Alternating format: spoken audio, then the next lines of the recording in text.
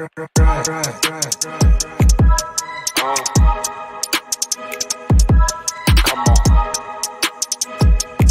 It's fast breaks. Listen.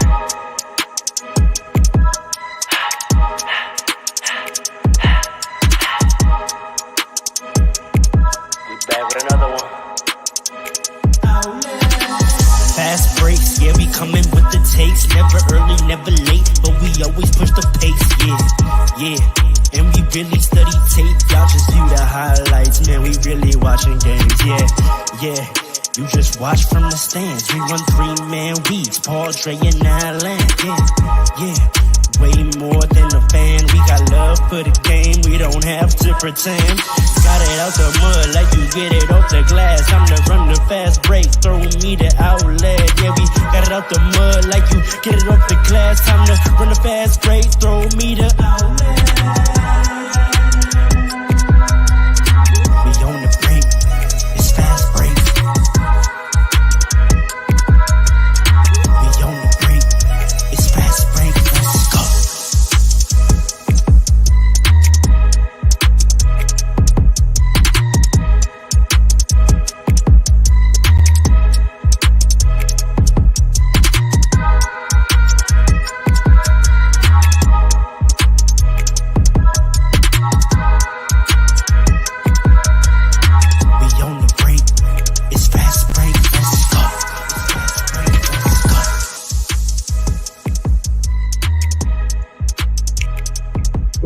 Rose really in it. We got Rose really in it. See it. Hey. Wake on the break. Wake up. We not wake first. up. Out Never show. late. We got stay on the beat like a break. Never had no breaks. Never take a break. We coming late. I said, wait, what we doing, huh? We on the break and we proving, huh? We the greatest cloud in the world. Yeah, boy. You just might pull up and take your what? Oh, no. Wait, hey. We got married none in here. Hold on. We're not taking none of that. Hey, get me out of this. Wake it up out there. Wake it up. Coach Paul, send me out the game. Hold on. He's talking about stuff I can't be doing, bro. He's talking about stuff I can't be doing out here. Come on, man. Sinful behavior. What's happening, world? It's your world. You already know we back. I'm here with that man Dre, that man Paul, and that man Alan. You already know who it is. It's Fast Breaks. Outlet! That was really good. It's really good. All right. Thank y'all for tapping in. Yo. We got a part 2 show for y'all today. We had a really heated discussion, really intense intellectual discussion last week. And we want to pick back up and even broaden that. But before all that, fellas, how we feeling? Tap in.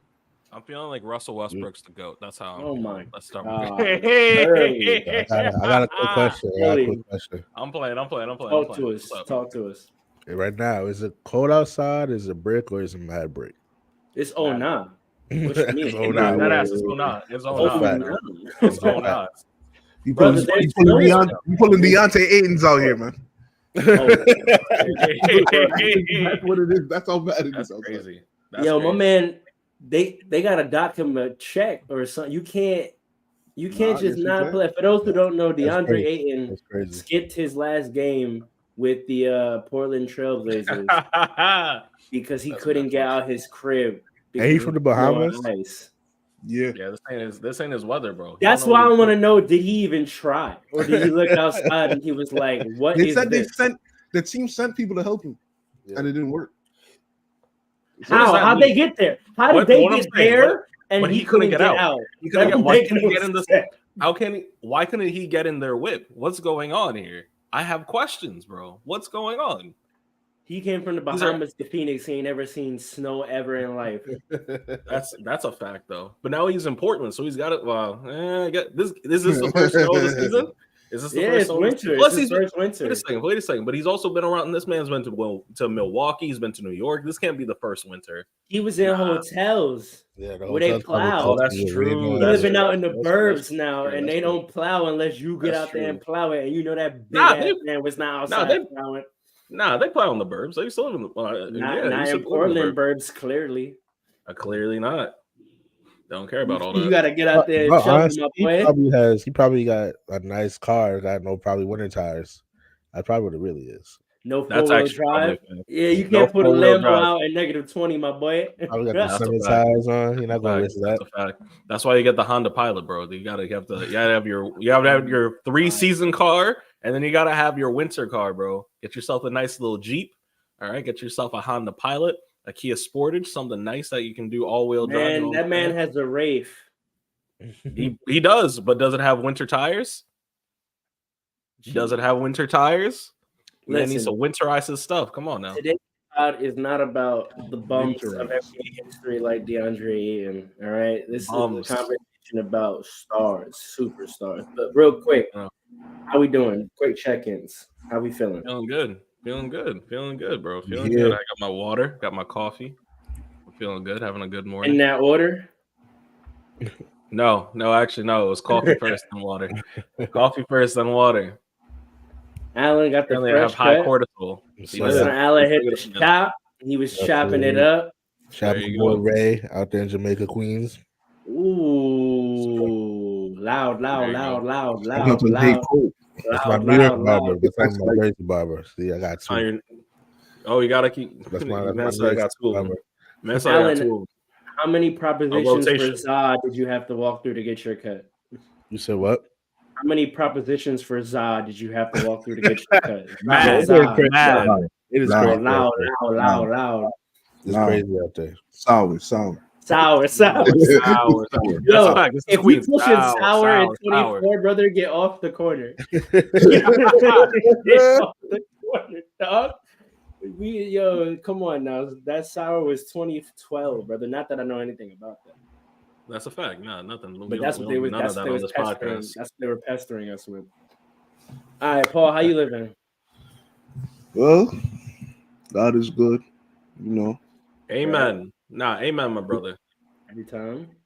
Yeah. I'm ready. I'm just mad I got to work today, but it is what it is. That's Saturday. Stand up early, ready to get to it. All right, so let's get into it. I'll ask you about it. Now, I was gonna ask him what are you doing today, though? Like, is it like the people only need to know that I'm a podcaster. Yeah, it's crazy. You really want to as far as they know on the worldwide broadcast. As far as they know, I am a successful basketball podcaster, and this is how I make my money. No. You're also a sound engineer because you mixed the song for our podcast. True. That's not Paul Robinson. That's PR Sports. That's a different man. But that's all right. You're right. We got different personas out here in the world. You know, we got mad personas. I had a sneak preview of my other persona, and I forgot where I was. That's my fault in the beginning of the pod. That beat you getting me going though. Unlock something. Okay, we ended off last pod with a riveting debate about, why the NBA may be unwatchable for certain types of fans, and that got us into a conversation about how the NBA strategically markets around the superstars, what the brand of basketball becomes, and we also talked about where the current superstars are different than the last generation in terms of how they fit into that marketing strategy and how that leads to guys like LeBron, who is the last of the old guard, being the only superstar who still carries the marketing sort of responsibility, because we said, the current best players in the game who are in their prime, the Giannis's, the Embiid's, the Jokic's, they're not super marketable for the wide fan base, right? People can't culturally connect to them. Their games aren't necessarily as aesthetically pleasing. They're bigs, they're European, and personality-wise, they don't seem to have Giannis is Nigerian. By birth, by lineage. He actually just had a. He just had. No. He just had a. I think it was on Disney or Hulu. He just had a special that came out. Yes. Came out there. He was connecting to his. He claims it. He claims it. He does claim it. He does. That's a different podcast. He's first generation Greek, bro. Come on. Well, that could be a whole pod. But whatever country and lineage he claims, what he doesn't claim is the responsibility to carry the marketing brand of the NBA. We don't see him doing that much. So I guess my first question to get into it is what, and this is a question that me and Paul went back and forth about. how do we define era? Because I want to define era before we start talking about what is the current era, right? So how are we defining an era in the NBA? That's tough. You know why it's tough? Because so much of like, I think we were talking about this yesterday, like the Kobe era versus LeBron era versus MJ era. It's not necessarily their active years. It's like when we dedicate a certain period. Oh, this man out. He didn't even want to listen to my answer. He'll be back. He'll be back. Your answer was so whack to him. He said, "Nah." He said, "Let me get out of here. Let me get out of here." Hold on, but this is no. But like, but for real, no. It's like when we define. To me, I feel like we define eras based on like particular player who's usually the best player in the game and like their years of dominance and like are they doing more winning than anybody else? And that's low key why I have a problem with like the term LeBron era, because yes, he was the best player in that era from like roughly, to me, the LeBron era is 2012, roughly like 20, when he won the Lakers chip, 2021? 2020. Yeah. 2020? Is it 2020 season or the year 2021? Which one? The bubble season. So the 2019-2020 season. 29. Okay. So roughly 2011 or 2012 to 2020. But in that time period, he didn't do more winning than Steph Curry. They have the same amount of chip. Wait a second. Because Steph Curry won his fourth afterwards. The same amount of chips. That's true. Same. No, but he won it. He didn't win it in 2020. He won it in 2021. Yep. Or 2022. I'm sorry. So technically speaking, the LeBron era is actually still the LeBron era because he won more than anybody else. So, you know what? My point, I think I just disproved my own point. So Barrow, just to answer the question, I define it by the best player at that time period, that like who's doing more winning than anybody else. The MJ era, you know, in the 90s, Kobe's era from like 2000 to roughly 2011, where he's winning the 5 chips.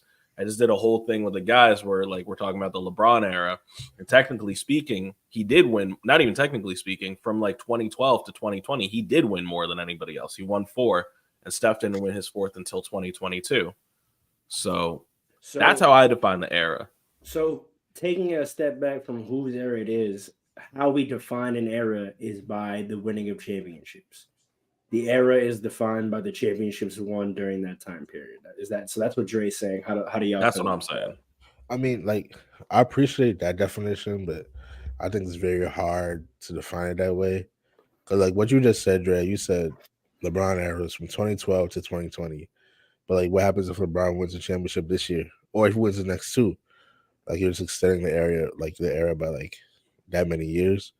It's very hard to, like, it is hard that way because even then, even let's say like he was still pretty dominant before he won the ship in 2012. He was still winning MVPs and everything. You know what I mean?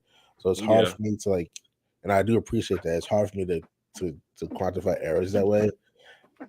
I guess personally, there's so many different definitions of eras because like, you know, like you have like I just heard someone call this Warriors stretch the Steve Kerr era because that's when Steve Kerr was coaching it, because it is a different team from like before Steve Kerr was coaching it. It's hard. Right. Personally, if I had to really think about it, I guess my definition of era has to do with kind of like the league style, like overall. Like back in the 90s, it was more like kind of like a roughneck era. It was more physical era. In the 2000s, when they still had hand checking, it was more like I don't know how to define it, but it was still like a very tough defensive, but like not as physical era. And like the 2010s, rugged skill. Maybe, yeah. But we're more so talking about like how the defense was super hard back then. Like it wasn't as physical, but it was like still pause. It was still it wasn't as physical as the 90s, but still like hand checking and all that. In the 2010s, you call that the pick and roll era. I just don't have like the proper like words for it, what I'm thinking of, but I think eras is more like. You think the 2010s the pick and roll? What is that? The 2010s, yeah, I think the 2010s, especially in the later 2010s, I think the game was more with Giannis and AD, yeah. Maybe everyone was just doing pick and rolls back then. So I guess that's how I would define the eras, because the game kind of like goes through like episodes of style and play. I think that's how so would define eras. Paul, what are you thinking? I think I think eras are defined by players, teams, and play styles. That's those are the three that I think define the era. So players, who's dominating the era, who's winning the most. Maybe not every year because Jordan and Bill Russell are just different, but who's winning the most though out of those years? And if it's not who, see, here's the thing: Kevin Durant messed it up too, because just because you're winning the most doesn't mean you're the best player. But at one point in the NBA, it was if you're winning the most and you're nice, it's because you're the best player. You understand what I'm saying? So, yeah, he kind of messed it up a little bit, but we kind of back to normal since he left. So usually is the best player who wins the most, right? That's the players. I said players, teams, and play styles. So the teams that win, right? The teams that win, the players and the teams, similar thing. And then play style of every era has their play style and it's defined by the team that wins the most in that era. So it kind of all links together. So yeah, that's how I define the era, basically, to answer the question. It's the player, the teams, the play styles. And usually that has to do with winning in that era. So Paul, I want to build on what you're saying. Let me just see if I can build on what Paul's saying. Because I like that answer in combination with what everyone else has said. How do y'all feel about an era? Because, this is coming from a conversation where we're talking about how the NBA is perceived, right? Mm-hmm. So internally, what actually defines the era amongst the league might be differently than like what the perception of the NBA is in terms of like what era of basketball is being watched, right? So going off what Paul and everyone else said, how do y'all feel about the definition of an era as what defines the era is whatever the best product the NBA has to offer is at that time? What do you call it, a product? Kind of what y'all said, right? Like the best players, the best teams, and the winningest basketball being played, whether that's a style, whether that's a specific team, whether that's a player, but like the best basketball of that time period defines what that era is. Because that could be a singular or that could be multiple, it could be a band of stars, a team, etc. Well, here's the thing, and this is what, to me, and this is why I started off with players, because I think those two things are synonymous, right? When we talk about like what the best product is, let's be honest, right now, there's a push for Jokic. Like every NBA media out there talks about him. He gets the best calls. Like there's a push to push him out there because right now, I think he gets really good calls, man. I have him on my fantasy team, and he's been ejected 3 times before the trade deadline. As a reigning Finals MVP, he's been ejected 3 times before February. That's crazy. I don't know if that's ever happened. Like foul off text, bro. Oh, all right. Maybe hold on.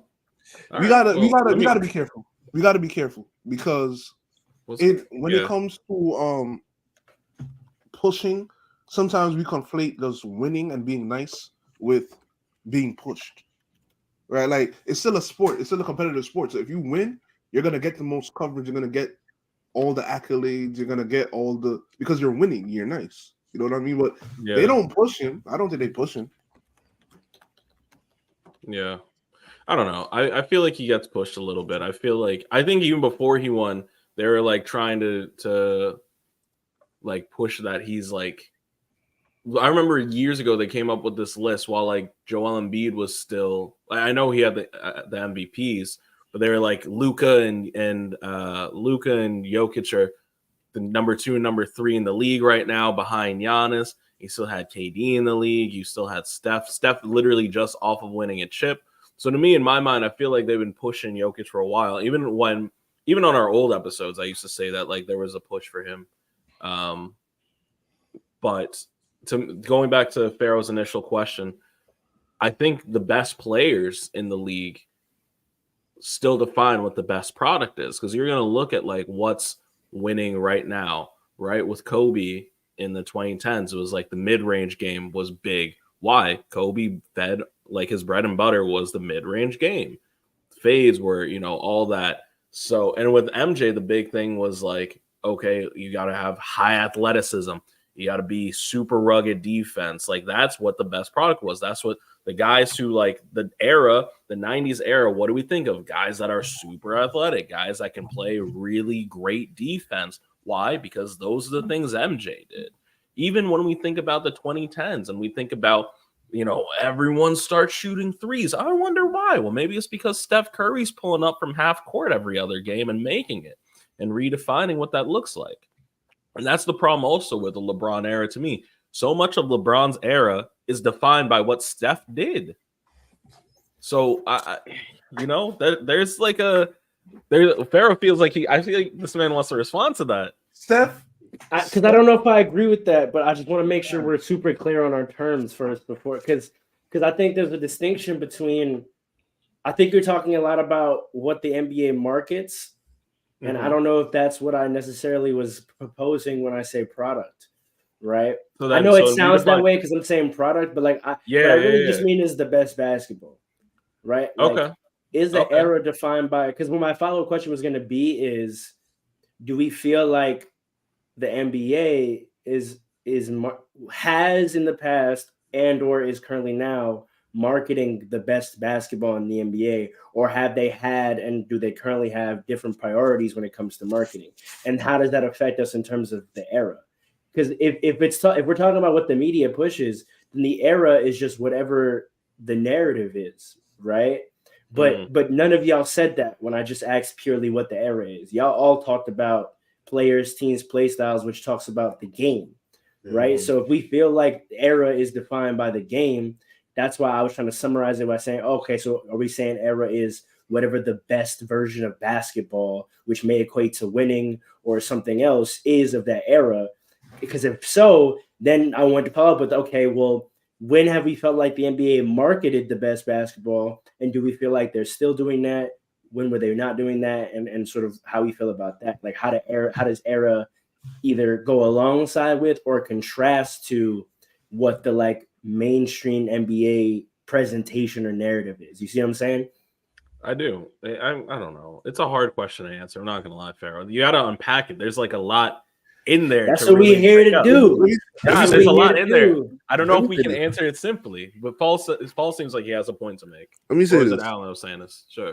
I think we overrate sometimes the push aspect and the narrative aspect. Like, it's still a sport. It's still unless we say they're cheating and we got a bunch of Donaghy's still in the NBA, which I don't know. You never know.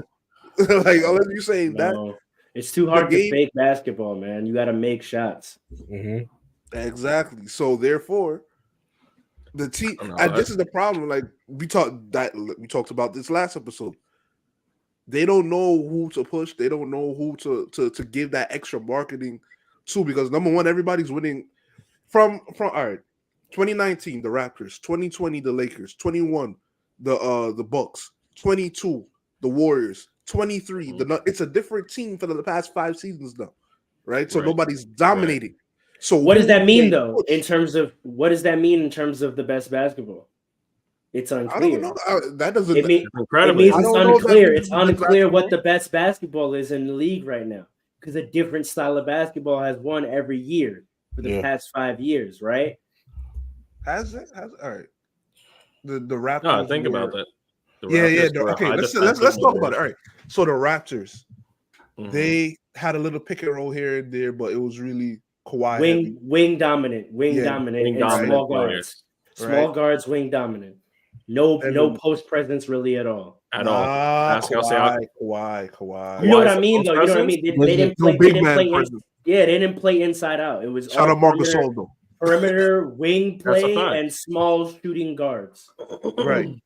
Then you had the Lakers, which was a lot of just LeBron big dominance. Man, big post work, playing inside out, slashing to the rim. They really played like the Showtime Lakers to an extent. Where they To had an extent, they Kareem did. and then They LeBron tried. making plays. And, That was baby Kareem and baby Magic. Yeah, Not yeah, baby, because yeah, I can't yeah. say that when LeBron's Watch a greater your mouth. player overall. Watch That's your- true. We'll get into that. We'll get into that. We'll get into that. But All right, continue. The 21 was the Bucks, right? Yes. That was Driving really kick. faces. That was Giannis, but it was really just Giannis with a bunch of shooters around him. Driving kick. Which is the best Driving way kick, that right?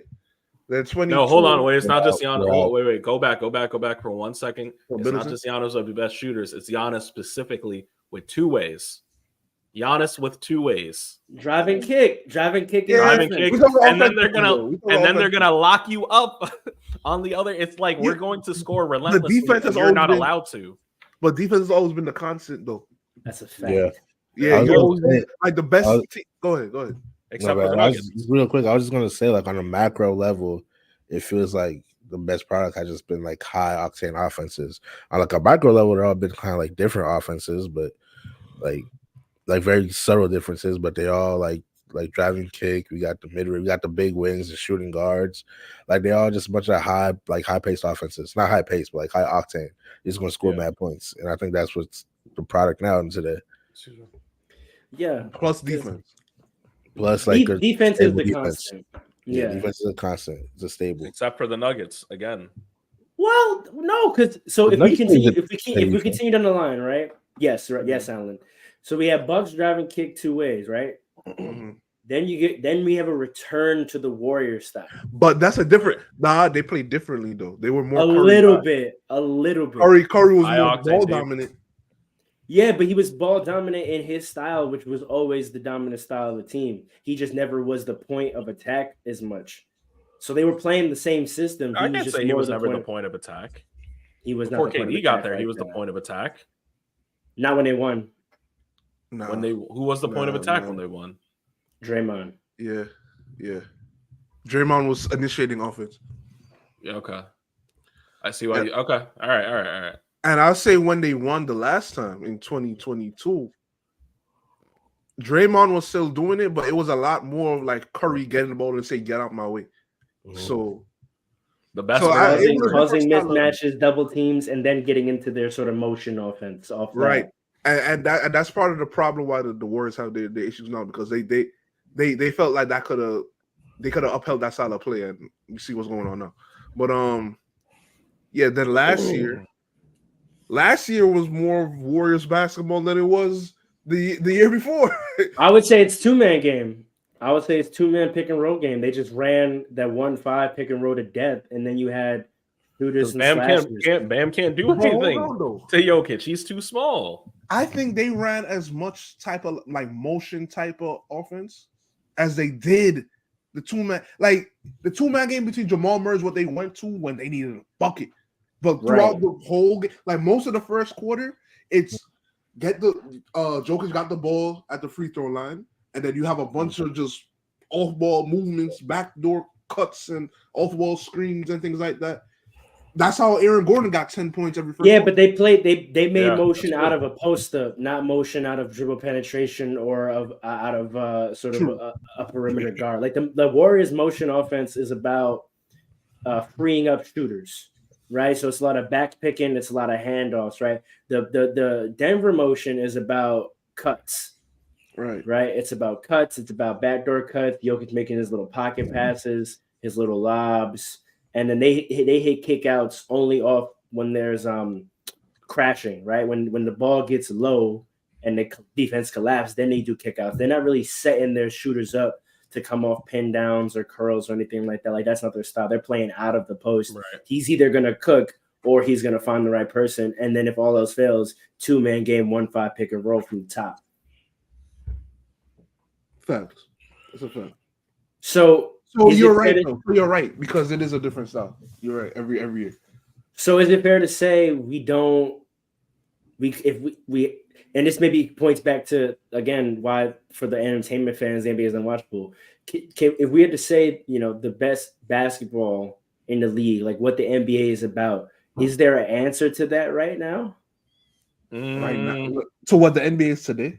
Yeah, like if we had to define basketball in the NBA today, is there an answer? I think so. What would the answer be?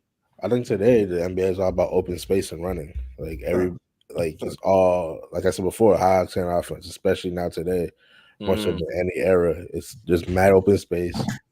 I think that's also maybe why a lot of people find it unwatchable. I think if you come from, like, especially for the casual fan, if you come from like 10 years ago to 20 years ago, there's a lot more defense being played. People don't play a lot of people think there's not a lot of defense being played today, but really because of how open the offense is. Yeah, just because how open the offense is and like how bring back hand checking. Maybe bring back hand checking. I don't know if I really like that because I personally like the high offense. I enjoy watching the players like ball out and show me how skilled they are. So I don't know about the hand checking, and I don't even know if it'll even help anymore because players just are able to create so much space. But yeah, I think the best way to find it today is just mad open space and running style basketball. Were the Nuggets a running team? Yes and no, because of Aaron Gordon and MPJ. Like you have the 1-5, two-man game with Jamal Murray and Jokic, but MPJ, if you watch them and Aaron Gordon, they are moving so much and creating so much chaos on the offense. It's hard to track them, and it really does help Jokic and Jamal because you're focused on, all right, where's MPJ? We know the minute he gets the bucket, the play's over, so he's just going to score. Where's Aaron Gordon? Because we know the minute he gets the bucket, it's basically going inside. So like it's just they're moving so much, and yeah, they are a running team. They're very motion offense heavy. So then, to move us forward, will we define the era as motion offense? Yes. I'm gonna throw something at y'all. Will we define the era as offensive efficiency? Yes. The most efficient offensive team is the team playing the best basketball. Yes, absolutely. Yeah. We got to come up with like a catchier name, but yeah. Yeah. But that's real, right? Like the team that scores the easiest and against the most types of defense, right? Like when the Warriors won, that's what it is. The Warriors won, they could score. It was incredibly difficult to stop them. The Nuggets, it was incredibly difficult to match up. The Bucks, it was incredibly difficult to contain. The Lakers, it was incredibly difficult to keep them out of the paint. Facts.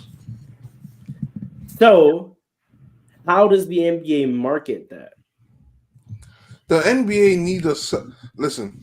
The NBA needs somebody to come in and just dominate. That's what the NBA needs. Why you think they push to make it look like LeBron was the next Jordan so badly? Because that's how the league was built. The league was expanded in the 90s on the back of Michael Jordan and his stardom, and simultaneously, like you said, on his style of play. They said, it was clear that his style of play was the best basketball you could observe. And so if we're going to market basketball, we're going to market the best version of basketball that you can possibly watch. So I guess that's the question now. If the best basketball you could possibly watch is just really good offense, and we don't know who we can say is the best offensive player in the NBA, is it then the NBA has no choice but to market basketball in the way that Adam Silver said? Like, we're going to get back to back because there's no personal style that's the best. Yeah, there's none. You got the NBA markets players, and there's no player that's coming in and saying, "Yeah, this is my league." Yeah, Ant's trying. Ant's trying. Yeah, that's what I'm saying. Yeah, like they say it, but yeah. Can we be real? Point. Go ahead. Much to Paul's point, there's no player who's just head and shoulders above everybody else, like LeBron was coming in. Or like I don't know if I can say that. Head and shoulders, you can definitely. Jokic might be head and shoulders right now, bro. We just watched him battle Embiid, and Embiid was busting him, bro. Man. I think Jokic is the best player right now, but that time can get taken away. That could get taken away. I'm thinking of last night. The Nuggets won last night. That's what I was saying. No, the Sixers, bro, and Embiid put 40 on that man. Yeah, man. I don't know if there's anybody that's just head and shoulders better than everybody else. Like the title is, I think this is the first time like that title, like best player in the world, is it's as fluid as it's so ever subjective. Been. It's fluid. Like it could be like Jokic got it because he won last year. He proved that, but like that could be taken away this year. It's fluid. It's fluid. There you go. Shout out my dog Steve, bro. Yeah, man. But yeah, so there's much to Paul's point. There's no one coming in and like dominating now, but I think that's because players are just too good. Like you're not. It's gonna be a long time. Maybe Wemby might be that guy one day, but I don't know if like anybody's gonna come in for a long time and He's like, the style. Yeah. Listen, I think Joker's gonna do that's why they're most hyped about him because his game is unique enough. Yeah. That it's a style that if it dominates, the whole league has to react to it. But he's not American. Well, and let's be honest. I don't think we need that no more. You've been on this since the beginning of the podcast. No, but what you got to say? This is a problem. Look, this is listen. This is the National Basketball Association, founded in the United States of America, and I'm not trying to say anything about that in specific. Hold on, hear me out. We have this man moved back to Long Island and changed his whole identity. This is crazy. This is crazy. Listen. What's going on? What is this? Hear me out. We have a problem. Who are the 5 best players in the league right now? Because I guarantee you, Here we go. Let's do it. Jokic, Giannis, Luka, potentially SGA, and Jason Tatum. What? Nah. Or Embiid, if you want to throw him up there too. Or the reigning MVP is an or? He is an or. He's been going crazy. He's been going crazy. He's the best player in the NBA. You think? Yes. You think because he plays both ends. All right, I'll give that to you. That's a respectable answer. Question his dog. But either way, okay. Either way, what do all those players, with the exception of Jason Tatum, have in common? SGA. Oh, he's Canadian. Yes, he is. We have a problem here. We're not developing player. It's a problem because of how the players in the United States are like being developed. And it's a problem for the American audience. As an international game, we have done a great job of marketing to the rest of the world, bringing them in and creating a global game, which is beautiful, actually, in a lot of ways. And I think it's actually great. But in terms of marketing here, this is what we were saying last time. It's hard to connect to a guy culturally that doesn't have our culture. That's what the problem is. That's one of the biggest problems. What about style, though? Hold on. Go ahead. They're gonna be tight when they got the new team in Mexico City and they gotta. No, I'm not gonna be tight at all. I'm not gonna be tight at all. LeBron's gonna go over there and he's gonna make them the best team in the league. No, why is it still his job? That's what I'm saying. Because he's the face. I don't care what anybody says. LeBron James is the face of the NBA. He is, but he remains the face of the NBA. He shouldn't still have to be. Alan, go ahead. I just wanted to push back on that point because I keep hearing like the media keeps harping on that point. I'm just like does it real? What do you think about it? Does it like really matter? No. Like, when has like it doesn't actually matter? But like when has America like really related to like the best player in the league at that time? Like how many people in America is really relating to? I don't understand your point. Like a black man from North Carolina and Michael Jordan or Kobe Bryant. All of us. You want or LeBron James. All of us. Deeper, darker. All of us. You want to make it a deeper, darker. Huh? All of us. You know what it is? It's not relate. It's you can suspend enough. Yeah, you can suspend enough disbelief that you can emulate. Yes. Everybody in America thought and tried to be like MJ. I 100%. Wish I could be like Mike. Yeah. No one wants to even try to be like Jokic, bro. Even if they didn't believe it, even if they didn't believe it, they wanted to try. Like Mike's swag, his game, like you wanted to try to do it. You know you couldn't, but like you wanted to roll the socks up. You wanted to put a chain on. You wanted to stick your tongue out when you were driving, right? Like Like, no one wants to try to play like Giannis. That's a fact. Yeah. No one wants to do that. No one wants to be the goofy person that he is. Like, which is why I think Andre's point is kind of off because it's more so about with Jordan was just very swaggy, right? Like he was and he was winning all the time. So that's why people gravitated to Jordan. And the thing.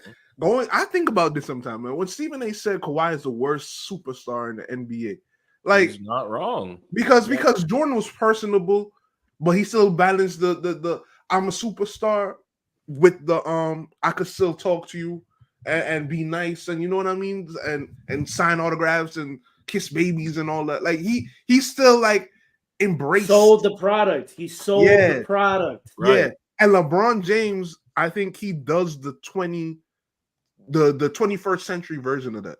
Better than anything. Better than probably any athlete in any other league. Yeah, exactly. Correct. Exactly. He's done that better than any, absolutely, right? The 21st century version of it with social media and things like that.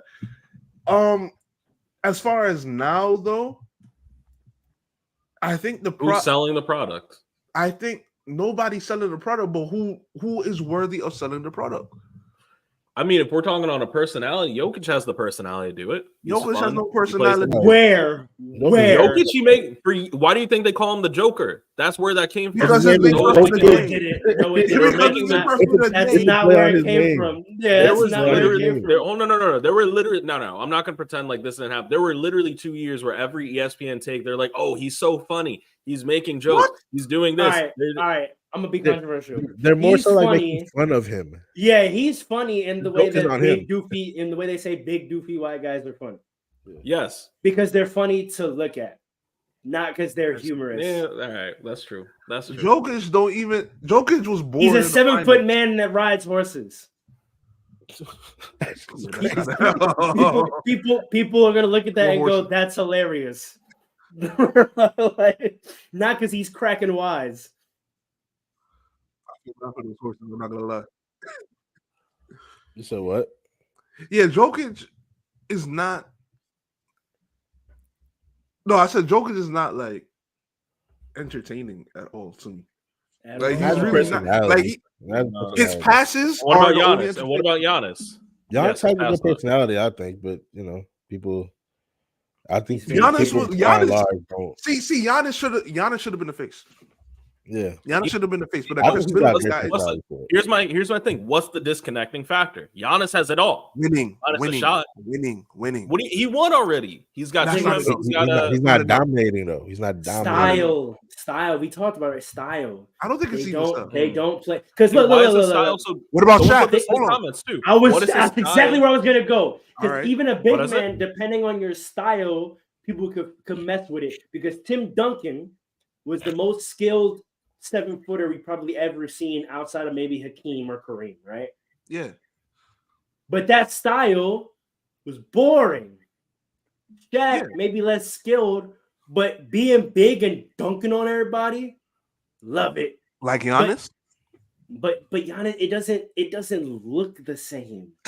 That's a fact. But at the same time, it doesn't give you the same feeling. That's a fact. But at the same time, I think he's just not winning. Like Shaq was winning. Eventually, you're right. Shaq won You can't win one chip and say I'm good. Yeah. You know what I mean? And Chris Middleton, if he doesn't get injured, maybe he wins another one and then we have a conversation. Because he can't get past the only 2 American candidates that can even contend for face of the league. I love Ant. I love Ant's game. I get why people like it because it's that classic aesthetic where if he gets to be one of the best players in the league with that aesthetic, the league is out of here. Yeah. Right? 100%. Like that style of basketball has always worked for the league. If he gets better than everybody else, the league is going to be on fire because that's the style. Too. Right. Mm-hmm. But let's be real. He's nowhere even near top 5 American players in the NBA. No, he's not. Like we got to calm down with the Ant love. Like people were gassing it. No. He averages like 24 points.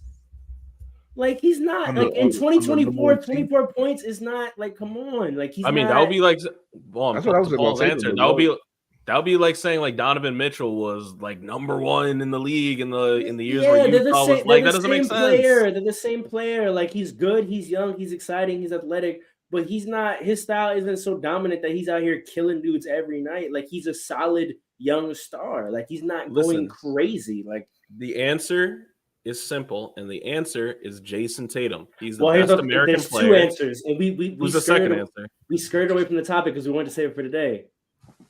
Who's the second player? Tavarius Morant III.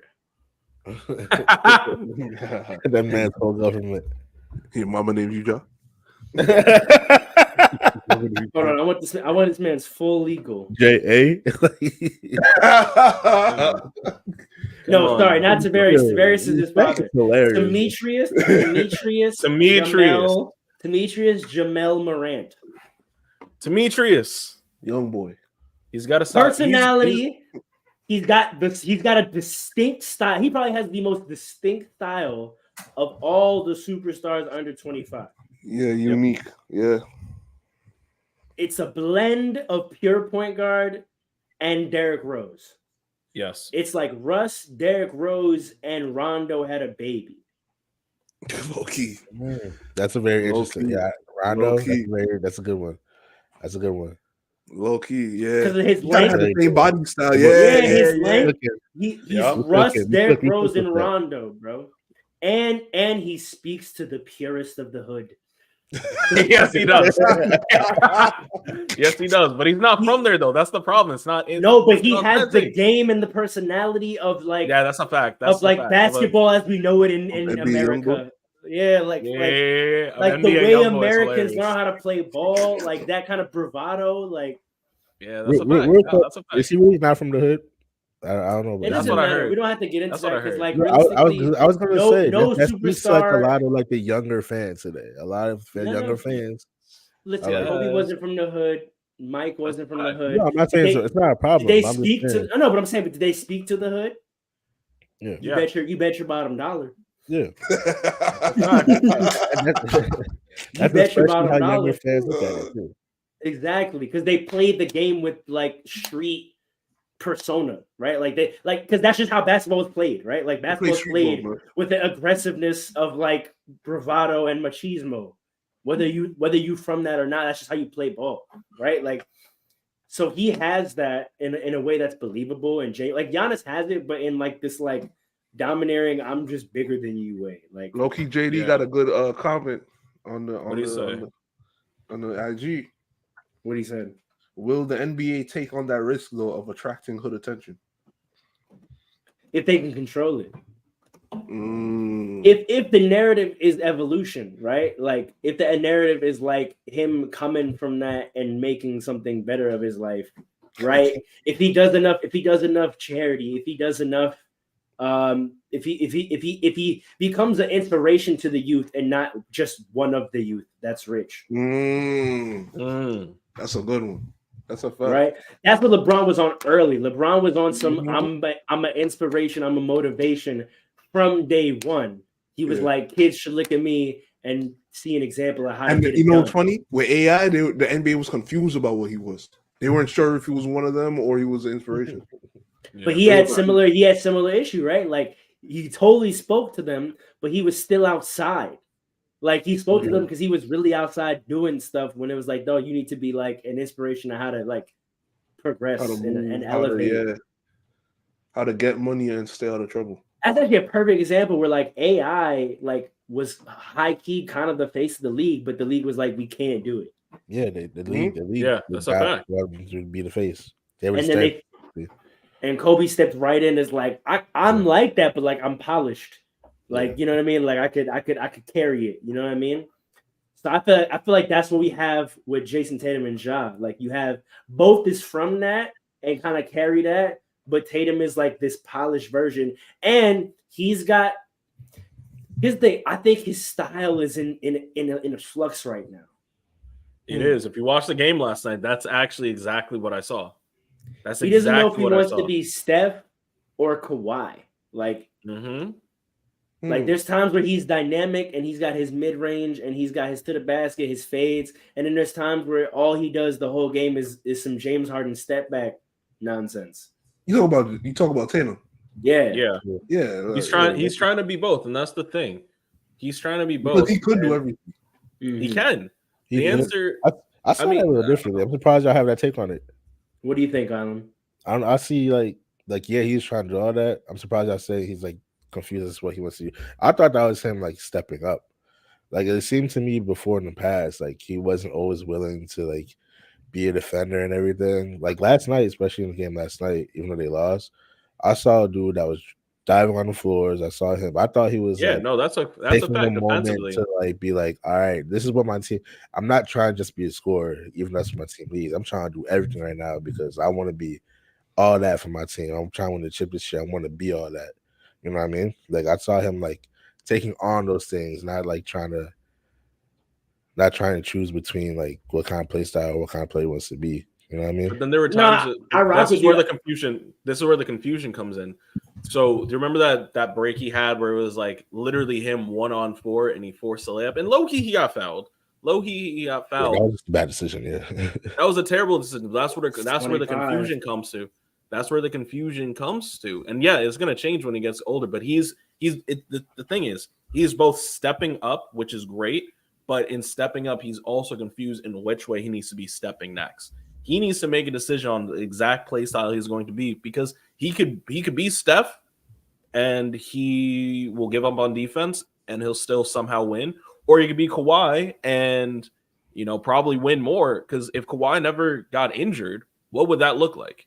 Like if he didn't struggle with injuries all throughout, what would that look like? That would look like the best version of Jason Tatum, who Jason Tatum is trying to be right now. So I don't know. I was think thinking he needs to make that decision. I was thinking less the type of player he is because I agree with Alan. Like I like the type of player he's becoming. Yeah. I'm more talking about if we're talking about style and in terms of like having the style to market behind and like to be the guy and whether whose style is going to be proven as the best in the NBA. He doesn't have a distinguishable style right now. He kind of just scores like all the other good players in the NBA. Right, like if we had to say tomorrow Jason Tatum retires and he gets a statue, what would the statue be of? Him standing there, smiling, just step back. Right, that's Ja, we know what it'd be. It'd be some crazy dunk, like even Luka, he's got that European flair on his passing, right? Like, yeah. Jason doesn't have he's still kind of figuring out what his bread and butter is. What's the shit he does better than anyone else in the league that no one else can really emulate or that everyone else is going to try to emulate. For Bron, it was obviously the tomahawk for a while, and now it's he's stepped into his fadeaway era that every superstar steps into. Don't forget the step back. Oh, the FU. Let me check my phone real quick. Oh my god! The crazy thing is that shouldn't work for the high clip it does, but it works incredibly. It's because he's 6'8", bro. People don't appreciate that enough. People don't appreciate enough that when you're a certain height, at a certain point, moves are just for you to get in rhythm. They're of no effect on the defender. It's just for you to get in rhythm because you're gonna shoot over them. You know what I mean? Right. Every time he hit it, it gets tight. I'd be like, man, because all it is cadence, right? Also some moves are for 6'8" up guys. Is what's the move that's gonna make me feel comfortable, right? So Jason Tatum's kind of like that with his step back. His step back doesn't actually create that much distance. It's just he's practiced making a shot after that motion. So that's the motion that gets him into his form, right? It gets him into his rhythm. The person's still right there, but it's it don't matter because it's like Kobe's pull-up, right? It don't matter. You could be right here. It don't matter. I've just practiced this motion specifically so many times that I'll do it to get into my bag. You know what I mean? That's kind of the same thing with James Harden. It's the same thing. It don't matter if I really create distance. I've just practiced shooting after this so much that when I do it, I'm gonna make it 8 out of 10 times. It's not like the Steph Curry's where if I step back and Kevin Love somehow miraculously moves his feet quick enough to be with me, it's ooh, uh-oh. I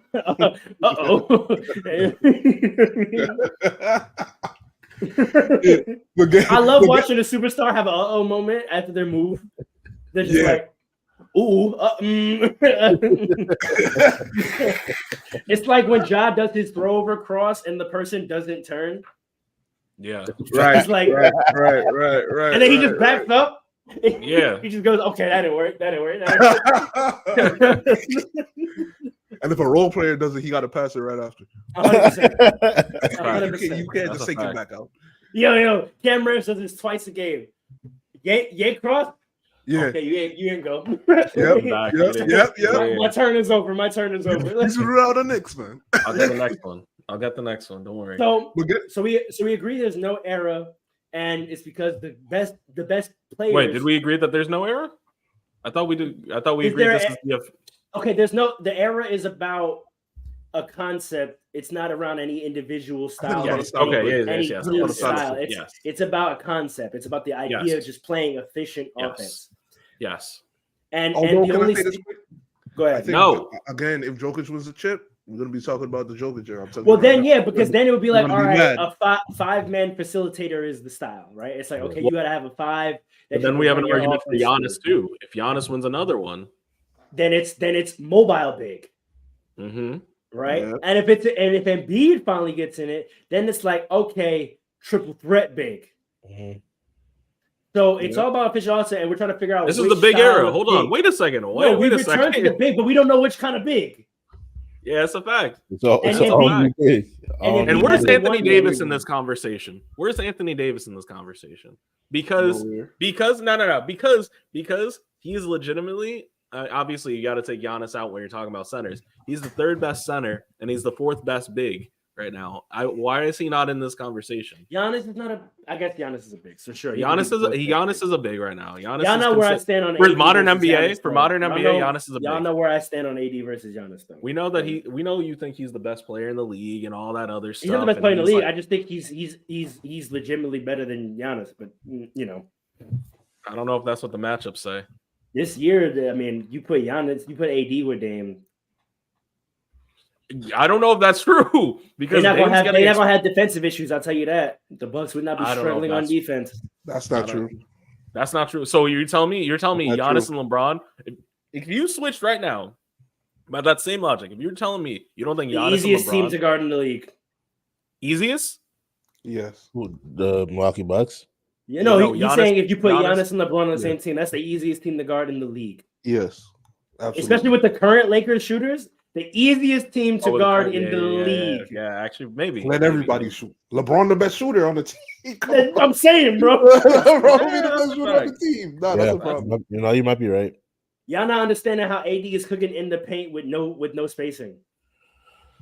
He's scoring 40 points in the paint with no spacing. He's getting 25 assists in the last 3 games. How much did he get last night? Almost a triple-double again. Listen, man. They need to help him. He can score with people around him because he actually has moved. Fair enough. He's 100% more skilled than Giannis for sure. But is he better? When you say better, it comes with a lot. That comes with a lot.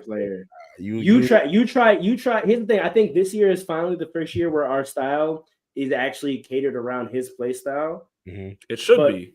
But we don't have a facilitating guard, and that's why our offense is inconsistent. Because we have a bunch of guys that want to score.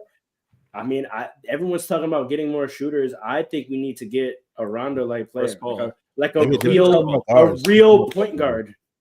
Yeah, I've been hearing things like Ty Jones and everything like that. So yeah, if we got a real point guard who could just run our offense, because we have scorers. The reason why our offense is bad is because we don't have anyone to organize, and then we just default to LeBron organizing. But I'm gonna be honest about LeBron. LeBron's organization these days is not holistic anymore. He organizes the offense for 2 specific actions that he knows he'll either score on or get an assist out of. And if the defense can stop those 2 actions, bro, his organizing does not have the same effect that it used to. And that's a fact. LeBron is having fun right now. He does pick and roll mismatch. He tries to mismatch to get a smaller player guarding him, or he tries to pick and roll to get a roller. But again, if there's no shooters, that middle roll is doing nothing. Nothing at all. He's not quick enough to penetrate and get a dump off no more. Before we move on or go back to the topic, go get Isaiah Thomas, man. He's trying to get an NBA contract. God, he's already in the Hornets. But let me say, he's already in the Hornets. Is he? I think they picked him up. Isn't that what we saw? I have no idea. Somebody did pick him up. I forgot who. Somebody did. That's mad funny. That's great. Good for him. But yeah, Paul, make your point. Yeah, I think at a certain point, the switching in the NBA. Memphis. All right. At a certain point in the NBA, the switching got to stop. Yes, please. I disagree. Like, imagine if disagree. Because You said disagree? Yeah, but go ahead. Yeah, because I think that's part of the reason why offense is so high. Like the threat defense is less effective because of the rules and the style of defense. Like some team want to chip by switching, and everybody thinks they could switch, and everybody can't. The Cavs? Mhm. You think it was the Cavs? It was the Cavs. That's the only defense we've ever seen successfully stop the Warriors was effective switching. Because the screens stopped working. That right, I remember that. Clay would go from JR on him to Shump on him and be like, well, yeah. Steph would go from Kyrie on him to LeBron on him and be like, well, yeah, that's a fact. That's actually a fact. But at a certain point, it got to stop because right now it's like all the elite teams, they love the switching and teams just keep switching against them. Like it helps the offense. But you know why I think it is though? Because I think it is. Here's the thing: you're gonna disagree with this because offense is so efficient today. But there is a point to like players just being better, and for certain teams, switching is the lesser of the evils. Because if you can play a trap defense against a team, that team sucks. Absolutely. Because trap like blitzing the pick and roll in today's NBA should be the easiest thing to beat.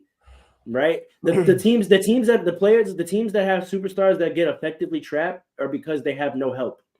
Like those Blazers teams where Dame used to get trapped. Dame had to learn how to shoot from 30 just to stop getting trapped on pick and rolls. Get it up quick before they attack. You don't even see that in NBA today. I feel like I haven't seen a trap. You don't. Because what star guard can't beat a trap? Yeah. They trap the Knicks. That's all I'm gonna say. Because Jalen's small. I'm not even talking about Jalen. I'm telling you. That's what I'm saying. And they trap Jalen too, though. They do trap. So it's either you trap and you get killed on the weak side with a 4-on-3, or or a wide open jumper, or you switch it and try to just deal with the mismatch, and that's why everyone's trying to make sure they get mobile wings and bigs so you can actually switch everything. Or you do what the Bucks did and you play drop, which like if you have a good score at the point guard, like they're gonna get 50. Yeah, like Trae Young did against the Knicks. Yeah, like you play drop against some of these guards. You play not even star guards. You play drop against like starting 2 and 3. Terry Rozier. Yeah, you play drop against just like good NBA players that can make a pull up. Because everyone's nice on offense. You're gonna get killed. You're gonna get killed. So switching is the only option, and you know what it is? It's that there's not enough good help defense in the league this year. I mean, these days. This era doesn't know how to rotate. This era has no idea how to rotate. The champions do. Yeah, that's how you win. Is like teams that stick together long enough and have a coach that actually knows how to teach rotation. That's why the Frank Vogels and the Mike Budenholzers of the world have won chips, because they actually can teach NBA players how to rotate. That's the only way switching works. Switching only works if you can rotate and bump, right? Like you switch, and if there's a mismatch, having enough communication that mismatch is there for 3 seconds and they get bumped off. Someone runs from the corner and says, yo, and that person who gets switched off can run and get back to that corner before the ball gets there. Right. When I agree with Paul about the stop switching, I didn't mean like stop switching as a defense and like go to. I literally mean stop switching every damn thing. You ever watch guys and like they literally like they do a screen and it's like the player barely comes up. You get hit and it's automatically switch. Like you don't have to fight for it. You could just like go. You gotta do that sometimes though, because the thing if you're late on a switch, it's a bucket. I'm to the rim. I feel you. So don't switch. You know why? Watch this. Because if you, as the person that's supposed to be taking me now, if you don't immediately step up and that screen catches him for half a second, I'm gone. Because you're not going to stay. You're going to go back to your man. So if he's behind me and you're not coming over, it's a bucket. So if you know you're going to switch, and I get tight about this in my rec games all the time, it's like, yo, if we're going to switch, you're not waiting for him to come off. You have to meet him.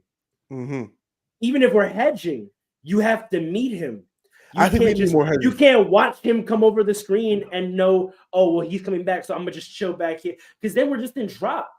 Right. Right? Like if we're gonna hedge it to be up, if we're gonna switch it to be up, otherwise we're in drop, and he's gonna get a wide open three every time.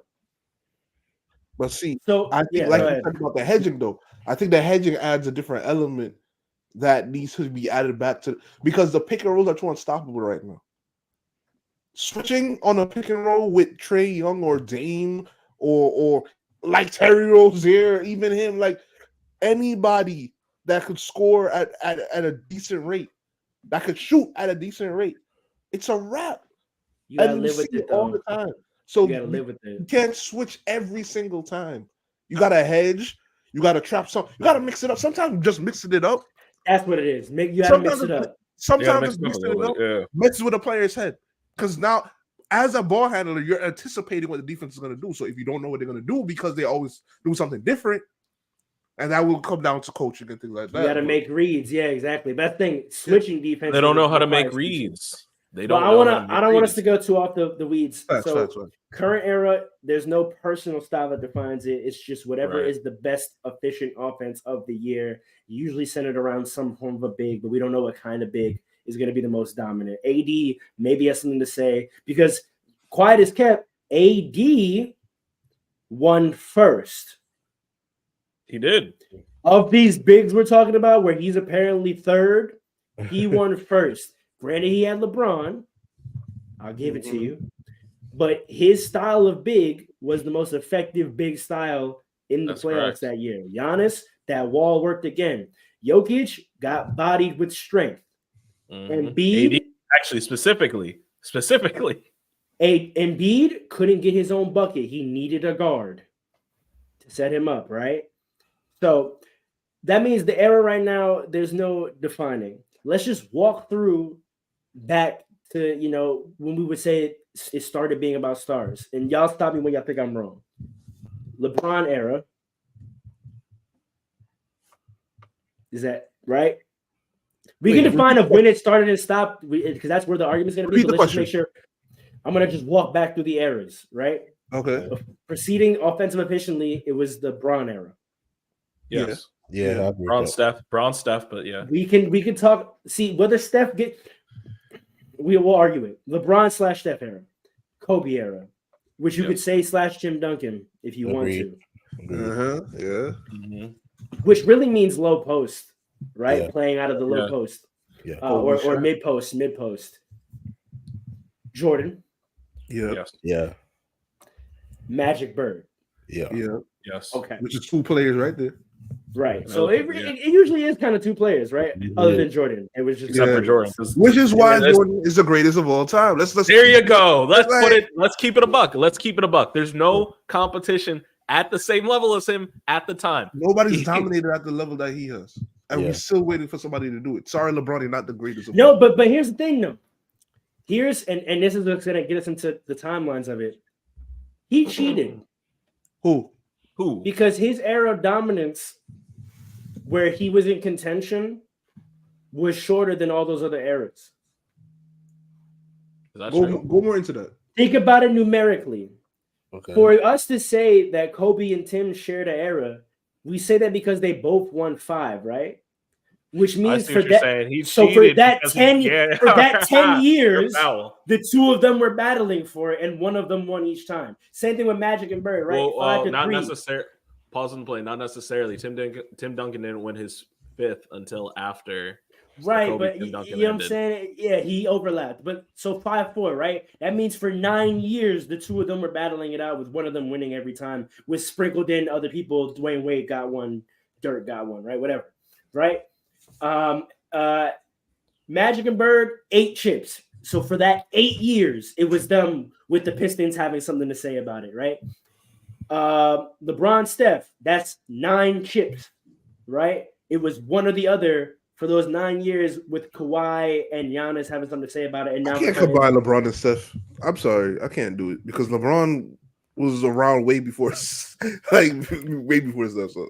Agreed, but that doesn't mean it was his era from the minute he got drafted, right? That's what I'm saying, right?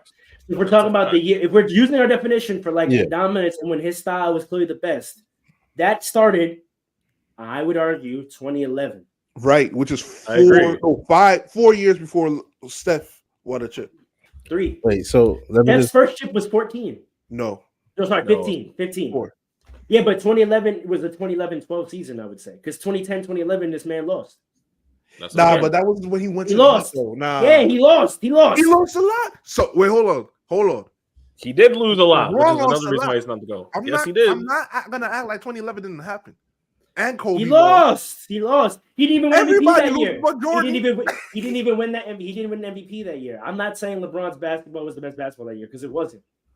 He averaged it wasn't. 17 in those finals. He averaged It 17 wasn't. in those finals. So The era can't 2011-2012 season. So he had 2 seasons where he won. Then he lost one, and then the Warriors won. If you want to keep it real, like you could go back to 2010 because LeBron on the Cavs that last year was supposed to be like. But that's what I'm saying. It wasn't his era. But he 'cause couldn't get the job Clearly, done. his style of basketball wasn't the best in the world. Yeah, but real quick, going back to your Jordan. Yeah, because I just wanted to. Yeah, explain go ahead. Right, Jordan, his winning was done straight, and then the years he didn't win, he dipped. So That's how you want to describe it, yeah. So we look at the 6 years. That's a sneaky way of doing it. Yeah, it is. That's a sneaky way of doing it. We look at the 6 years. No. I'm talking about Pharaoh's point as a sneaky way of doing it. doing Yeah, I know. Look, we look at the 6 years he won and go, during those 6 years, nobody else won. Yeah. But yeah, that means you had the shortest window of winning of any of the guys we're talking about. That's a really Someone great in the point. comments said this. Someone said this in the comments. We don't take into consideration the years before that when the Pistons got it done as counting against his era, right? Because it wasn't his era. Because we can, right? And we don't count the 2 years he missed. We don't count the 2 years he missed because he dipped. Some people do though. We should. We should count that. No. When I say some people do, I'm saying there are old heads who think if Jordan played them 2 years, he would have won 8 straight. We don't know. Yeah, I agree. We don't know. That's actually what I. That's my actual But opinion. no one ever says that Hakeem won 2 rings during Jordan's era. Yeah, because he wasn't freaking there. Yeah, and then after 96, 97, he dipped again. Yeah, he dipped again, and then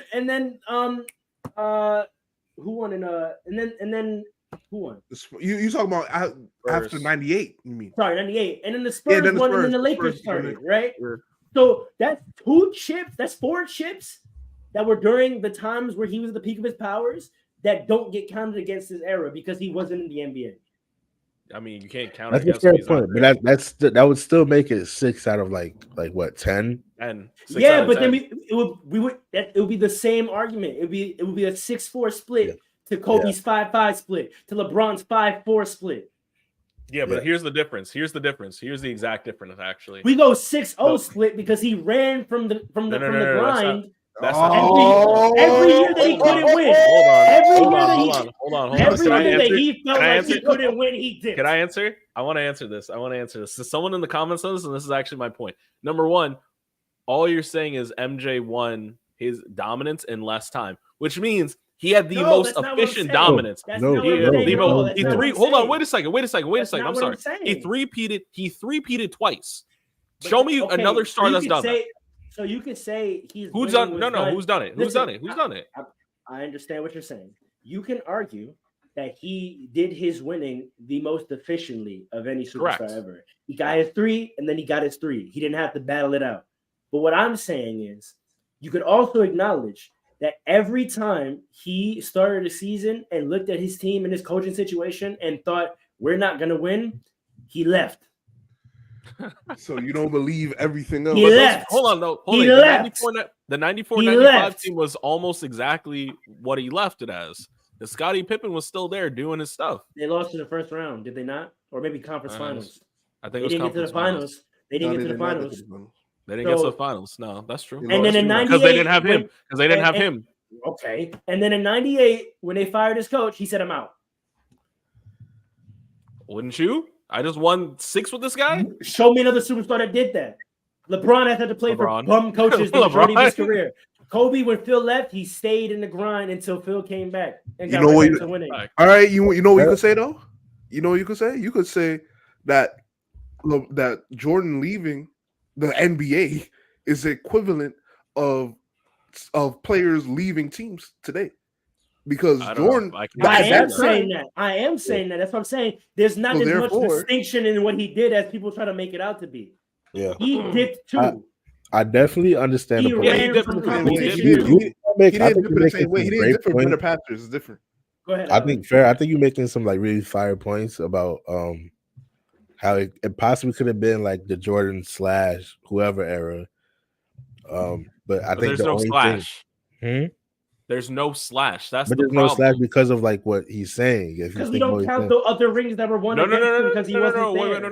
wait, no. Even if you put a slash, like right, we can say Kobe, Tim Duncan, because Kobe has 5, Tim Duncan has 4. We can say LeBron, Steph, because LeBron has 4, Steph has 3. It's not like MJ's has 6 and someone has 4. One other person. We never There got are the chance because but what he's saying is we never got the chance to do that because MJ left. Like Hakeem won those rings in Jordan's era. Even if you consider it, even if you consider those times where he's gone, like okay, those are against him. It's not like Hakeem won 4. Okay, he won so 2. I could argue that's worse. My point was gonna be there wasn't even one player that was doing all the winning. There was several players that he might have had to comp against that he ran from. Right. But my point was gonna be, I think when it negates that point, Farrell, although I think it's a really great point that people should probably examine more, because I never thought of it like that. I think what negates it is the fact that there are 2 like 3-peats. That's dominant. When you 3-peat, that is dominant. That makes it your era. All the other things that we're talking about, you're not really 3-peat except the Kobe Duncan era. But Kobe, like even then, Kobe had like a lot. Kobe almost had 2 3-peats. He went to the finals 3 years. He went to the finals 4 years in a row, and then he went to the finals 3 years in a row. Which is why he's the second greatest player of all time. But keep going. That's fair. But those are 2 3-peats. That's just that's pure dominance. Like you don't do 2 3-peats. That's dominance. You know what? That's fair. Yeah, that's a really good point, though. I never even thought about it like that. I want to think about that some more because that's a really good point. Because it wasn't like it was in the same 10-year span. Yeah. Right? Like he got 3 at the top of a decade, dipped out for 2 years, and then got 3 at the end of the decade, right? Like when we kind of against LeBron kind of did the same thing. Like he got 2 at the top of the decade, missed out a couple years, got another one, and then he came back and won again at the end of the decade.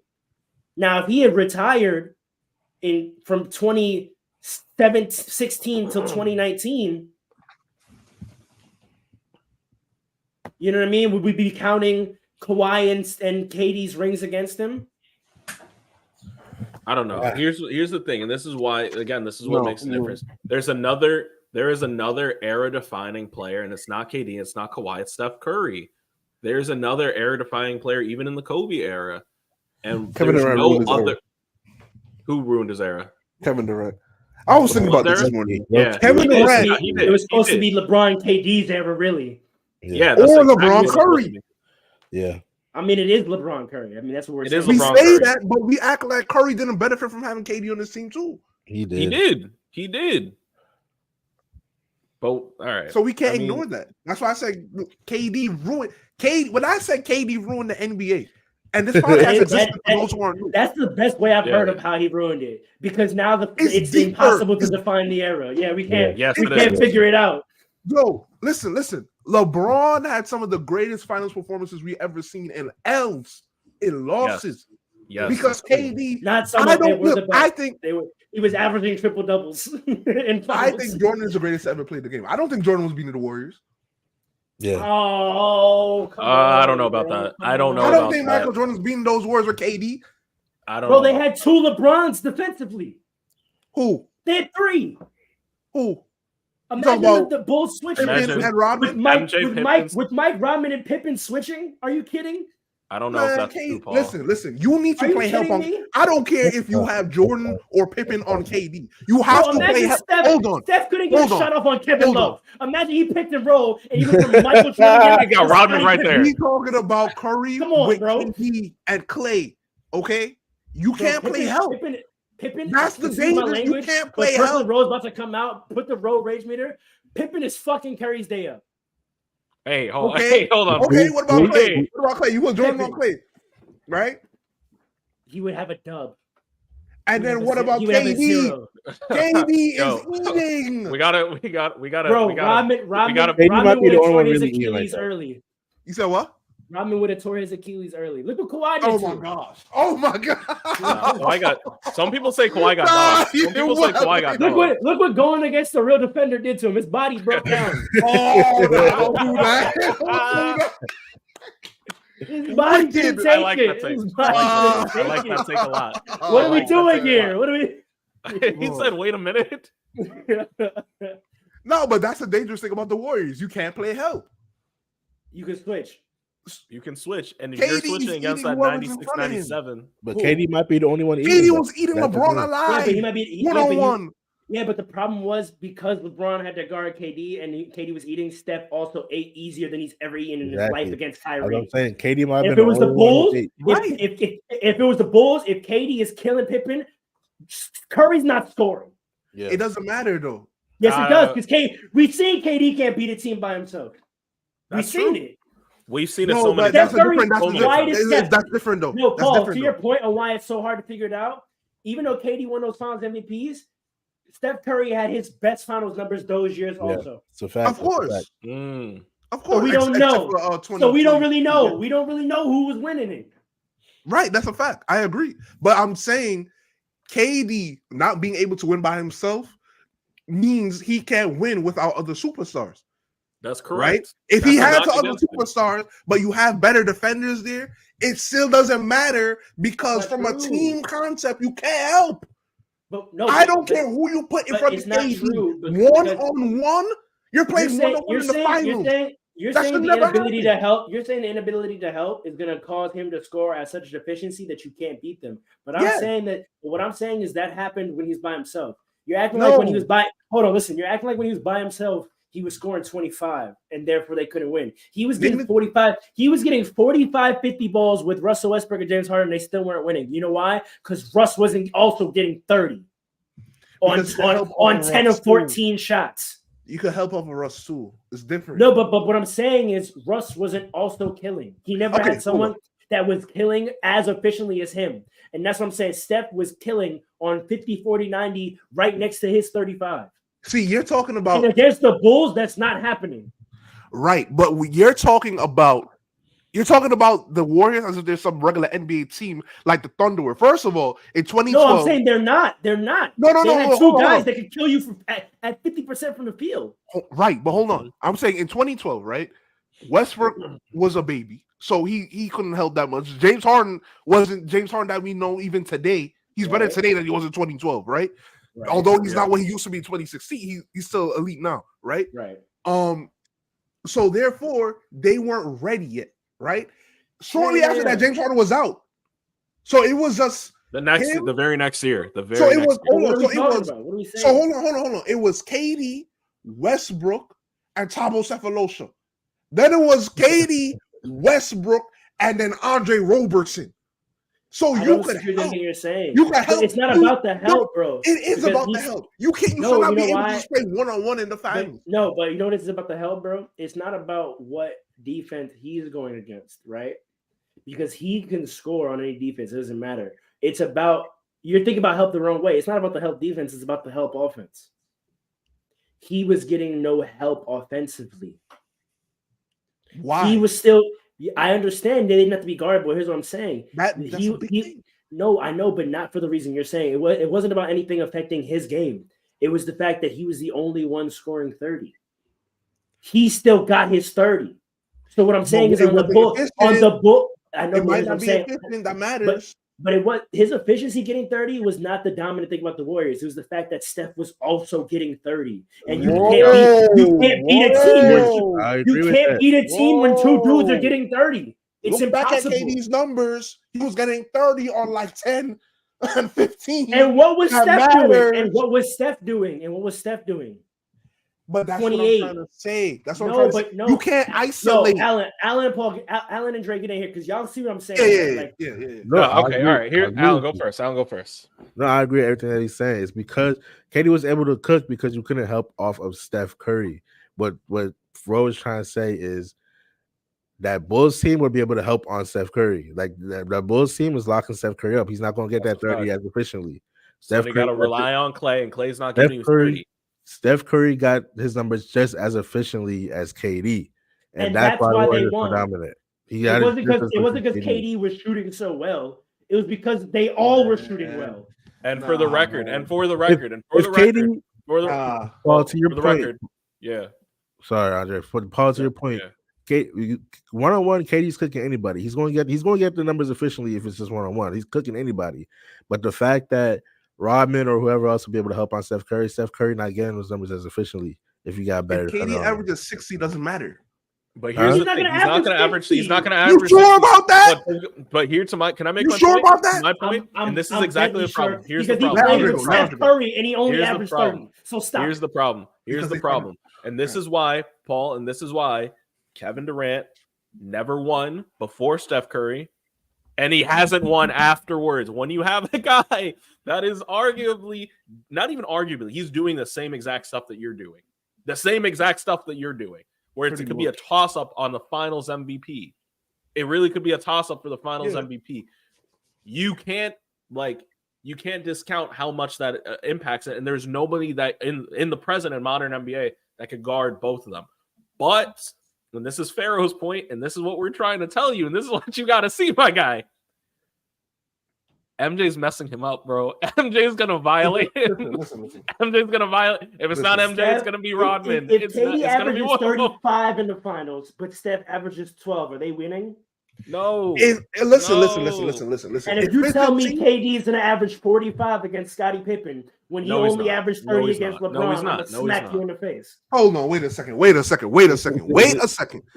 reason I keep bringing up help defense, and I know you got to go soon. The reason I keep bringing up help defense is this, right?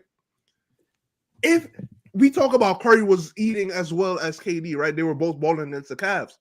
What happened was once KD would start to eat, they would start to focus more on KD and play more help on KD. Then Curry got the ball, right? So you gotta understand. KD affected Curry's game as well as Curry affected KD's game. So whoever you help off of, it doesn't matter because once they get the ball, it's a wrap.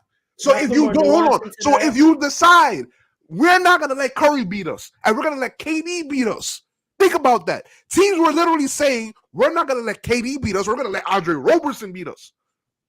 It's a different thing. Can I put more nuance into that? So KD will get 50 and here's what I'm saying. Dennis Rodman and Scottie Pippen. If there is no help, you can't. I think the most devastating thing about the Warriors was that you could not double.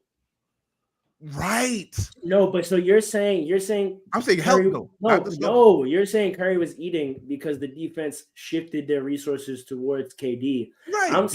I'm saying the danger of the Warriors lineup was that everyone had to play straight up. So Steph Curry was getting one-on-one, not no defense. He was getting one-on-one. And I'm saying the Bulls can play both of those players straight up one-on-one. KD might win his matchup. Steph is not winning his. If KD never loses the matchup, then it doesn't matter. No, it does, because the reason they beat everybody is because KD and Steph both won their matchup.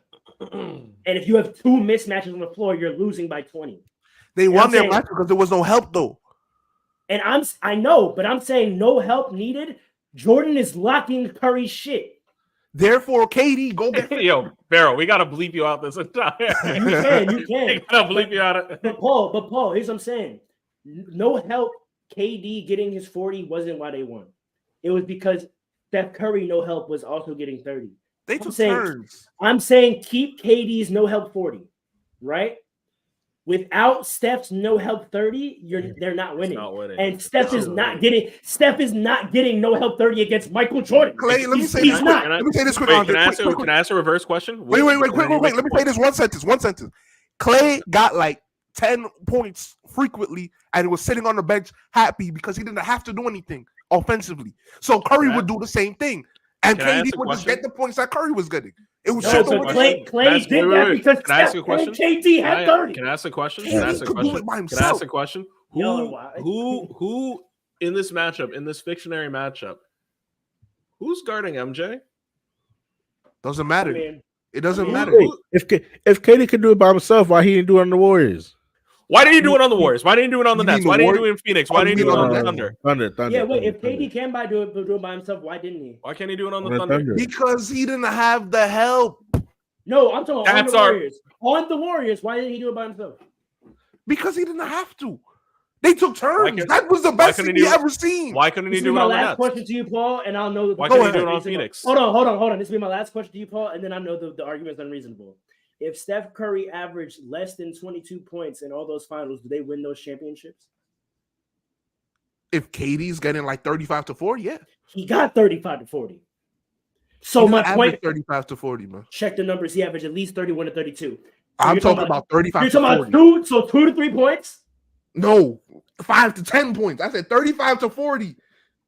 I want to Come on, man. We actually see what talking about KD this averaged. like it's a Okay, regular let's move on. NBA team. Let's move off it. No, yeah, actually, Hold let's just. What did Kevin Durant average in the finals? You looking it up right now? I'm looking it up right now. 37, 4, and 1. Yeah. It wasn't anything and it was very efficient You because said we were 30. doing it Oh, one-on-one. all right. I'm telling you, we forget how dominant that team was. So your stance Jordan is is not beating them. I'm telling you right your now. stance is if Curry gets locked and doesn't give him 27 to his 30, Kevin would just go and get 35, and they would. In order to lock Curry, you have to be on him like glue, meaning you can't play any type of help. So you're clear on record. If Steph Curry got locked and averaged under 22 points, Kevin Durant 100% is going to up his average to 35-40, and they win. Yeah. Okay. Bro, listen. All you have to do is Stay over there. Wait. Stay over there, bro. Stay over there, bro. I'm sorry, because that 37, that's the average of all his finals games. You're right. Specifically against the Cleveland Cavaliers, here are the numbers that Kevin Durant dropped on his own. 38, 33, 31, 35, 39, 26, 26, 43, 20. What are we talking about? He had 20 in the last game. Like the last game we were up by 20. Let it go. Come on, let it go. Come on, bro. We know better when Coach Paul stands on his point. It's over. Listen, it's and over. By the way, that 20 game he had a triple double, so I'm not hearing that. It's over. He had 20, 12, and 10. And I'm not. You know where most of his set assists probably were. That's Steph Curry. Come on, man. But we're gonna let it go. Because the last thing that's we're gonna get into. That's why. Remember, you used to say this also. That last final games, you're like, man, Steph Curry should have got the Finals MVP. Why did you say that? Why? Because Kevin Durant was passing. In the second chip. That's it. That is the second chip for the record. That is the second chip. Addressing LeBron era, our conclusion is that KD kind of messed up how we define it. Because it's a slash, but we don't actually know if it's a slash KD or a slash Steph. I mean, Steph won 2 without KD, but we're kind of saying Steph's last chip wasn't really in the same era. No. So fair enough. Y'all gotta go check these percentages though. The stuff I'm looking at right now that Kevin Durant just did, bro. That's what I'm saying. So let it go. Quick match. Let it go. The real question. When we look at these eras, how they're defined, how most players have a slash. With my argument about how Michael ducked his slash, people got LeBron still at number 2. He's not. People got Kobe Bean Bryant, who won almost as efficiently as Jordan. You know my answer. LeBron two-peated once and then sprinkled championships, his 2 other championships across several year spans. Kobe got it done in his 3, and then he got 2. And if it wasn't for Andrew Bottom's knees, he probably would have had another 3-peat. Is Kobe Bryant a top 5 player? And my question is, can you be a top 5 player if you didn't have an era? No. Hold on. You want to keep this for the next episode? Oh, wait. Run it. No. Actually, we can pick it back up. Because here's Listen, we're in the dog days of the NBA right now. We don't need to be doing game-to-game updates. We can pick this back up. Here's my top 5. When something good happens in the league, we'll react to it. But we can pick this back up. But let's start. First and foremost, to answer your question, is Kobe Bryant a top 5 player in the league? Anybody who says no, get out. Just in the history of the league, get out. We can't even agree intellectually on if 2 + 2 = 4. Because Kobe Bryant not being anything No, I'm dead serious. Kobe Bryant. If someone says Kobe Bryant I is see the what you second did best there, player by in the the league, way. I see what you did there, by the way. hey, thank you. If Kobe Bryant is not the second best player in the league, or you can't say that, we can never agree on anything. Legitimately, we can never agree on anything. Kobe Bryant is the second greatest player of all time. LeBron is number 3. And you can pick whoever you want after that. I personally have Kareem and Shaq afterwards. It's in this order: MJ, Kobe, LeBron, Kareem, Shaq. That's the answer. Kobe is not only is he top 5, he's top 2. He's top 2. And until I see LeBron, do another 3-peat or someone else do 3-peats or close to 3-peats and be able to define an era and be able to imitate the greatest player of all time and literally strike fear into people are having nightmares about 2 players only, MJ and Kobe. Terrified. I had never heard anybody wake up and be like, damn, I had a nightmare about LeBron again. People aren't saying that. These are the 2 greatest players ever, and I'm not hearing anything less. You listening to Mario Chalmers too much? Am I? Yeah, I think so, man. Am I? That's the only one saying that, though. Listen, man. You know that man's Haitian, Mario Chalmers? Is he really? He's Haitian. Allegedly, my dad knew his dad, but I don't know how accurate that is. Allegedly. Interesting. Allegedly. They got Haitians in Alaska. You got Haitians everywhere, bro. We go everywhere. Alan, tap him. Top 5, top 2? In my book, personally, I think he's top 2. I think Kobe Bryant's the second best after Michael Jordan. Kobe, like, probably the best player I've personally seen with my 2 eyes. Yeah, if that's for a plethora of reasons, I think the way I rate players and do all-time lists, I go by like 3 things, and I kind of like do like a weighted kind of system.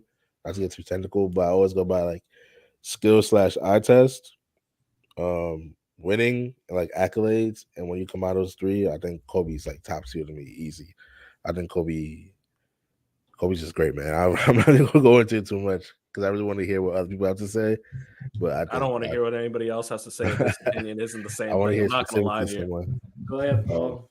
Well, you're gonna have to hear what I gotta say. Yeah, exactly. Jordan number 1. Jordan number 1. LeBron number 2. Kareem number 2. What? Interesting. Wait, you said last week it was LeBron. I don't think he said that. I don't remember him saying that. Don't do that. Don't do that. I'm pretty sure that's what he said. I don't remember that. Let him live. I want to make sure he fully gets to that before I start. Jordan number 1, Kareem number 2. Then after that, it's a toss-up. That's what I say. It's a toss-up. Who's LeBron? What? Kobe. What kind of list is this? You don't even have a 5, bro. What kind of list is this? I don't have a 5. I'm sorry. You want me to be honest, or you want me to say something just to say something? I'm telling you, it's a toss-up for you after 2 players. What kind of list is this? Yes. What kind of list is this? If somebody tells me Kobe's better than LeBron, I can't. Like, that's not crazy. I had a question. If somebody tells me LeBron is better than Kobe, y'all might not like this. That's not crazy. Can I have a question? Can you be top 5 in the so let's go back to what we said. How many eras did we count? We got current era, which is undefined in terms of a player right now. Yeah. LeBron, Curry, Kobe, Tim, Mike, Magic, Bird, right? Yeah. That's 5 eras. Bill Russell, Wilt. That's 5. Yeah, right. Bill Russell, Wilt. So that's 6 eras. We're talking about a top 5. How can you be a top 5 player if you didn't have one of the eras in the NBA? If we're saying the eras are defined by the best basketball being played at that time period, how can we identify 6 eras and pick a player that's not on that list in the top 5? Well, Kareem was better than Magic until he got to the Lakers. Are we sure? Yes. Yeah. Sure. No, actually. Are we sure? Yes. I got Kareem higher too. I'm not gonna lie. But I don't got him number 2. Yes, we're sure. Magic. I think I'm not gonna hold you. I think we need to reevaluate Magic. That's a different podcast. That's an interesting. That's a different podcast. That's interesting. Yeah, I'm saying that. No, I actually agree with that. I agree with that. Not for the reason but because some people put. We're gonna do it on this podcast. Some people put Magic. We'll do a top 5 series. This is our intro to the top 5 series. Today we're talking Kobe. We can go to Magic or Kareem later. We'll have a LeBron episode. I like this. But this is what I want you to think about. This is what we do here. This is what I want to think about in terms of top 5. If you could define the history of the NBA with a slate of 6 to 12 players, how do you pick someone in the top 5 that's not on that slate? How does that make sense? Because then it comes down to one, when you compare the eras, right? In the comparative of the eras, yes, there's the top guy on each of them, but number one, you have to like, what's a better era, the Kobe era or the Bill Russell Wilt era? Like, who's the better player there? And then how can you possibly decide that? Look at the level of competition. Who are Wilt and Bill possibly decide besides that? each other? Who are Wilt and Bill going up against? They didn't even have what were Kareem's years? He's like 1971 to hold on. Let me pull up his years. Like 60 something. Yeah, Kareem won a single like championship 80. without Magic Johnson. 8. And the Lakers were trash until they drafted Magic Johnson. So, because I was gonna say we only went back to Magic Bird, but like that's not the history of the league. Before that, it could have very well been the Kareem era, but he only won one chip at the time, though. That's Kareem's years from 1989. Say that again. 1969 to 1989. Yeah. And he was with the Lakers for a lot longer than people remember. He was with the Lakers since 75. Did a lot of not winning with the Lakers before Magic got there. A lot. When did Magic got there? Magic got there in what year? 81? The year they won. 80. He won 80. The year that he got there, and Kareem got hurt in the finals, and he started at center and had a 40-point triple-double and won. Yeah, we know. Reevaluate that man. Reevaluate Magic Johnson. Reevaluate that man. Man, play with so many great players, man. They're great because they play with him. How many of those players would have been Hall of Famers if they didn't play with Magic Johnson? James Worthy was going to be a Hall of Famer. That's one. You've named one. Kareem. Yeah, Kareem was already a Hall of Famer. Kareem was going to be a Hall of Famer already. That's it. Two. People keep saying that, but that's only two I could think of. That's it. That's a fact. I don't know who else he played with. I don't know, Paul. I was going to say you need to redefine him only because people put him in the top 5. Their bench was good because he was a point guard. Reevaluate Magic Johnson. What do you mean by it? You mean like is he in people's top 5 like that? Is that what you mean? I've heard a lot of people put him in the top 5. I have him in my top 5. Top 5? Like, what do you mean reevaluate? Like, I'm going off eras, right? I'm saving that for the next podcast. I got Mike. I got Kobe. In what order Bron, specifically? In that order? Right. I got Mike. Okay, I got Kobe. I got Bron. I got Magic. And Shaq. You got to put Shaq. I don't know. I think you got to put Shaq. Shaq's the most dominant center of all time. I didn't say my third best ever. Kobe could be third best ever. Tim Duncan. We got to talk about like people hold popular against Tim Duncan, but it's confusing. Like who helped who more? That's what helps me struggle is because my top 4 is the front side of the slashes of all the eras, right? So Mike is the front side of his slash. Kobe is the front. Mike doesn't have a slash. Remember, he's the front side of his slash. Mike has no slash. Kobe's the front side of his slash. LeBron's the front side of his slash. The name of this episode is Slashes, by the way. Yeah, facts. Magic is the front side of his slash. After that, I don't want to go. I don't want to go to the Bill Russell Wilt era. Yeah. And so now I'm picking which second side of the slash deserves the 5th spot. Yeah. Is it Tim? Right. Is it Bird? Is it is it Shaq? Why don't we call? Sorry to say this. I know we said Kobe, Tim, and I don't want to veer here, but Shaq's got as many rings as Tim in that era.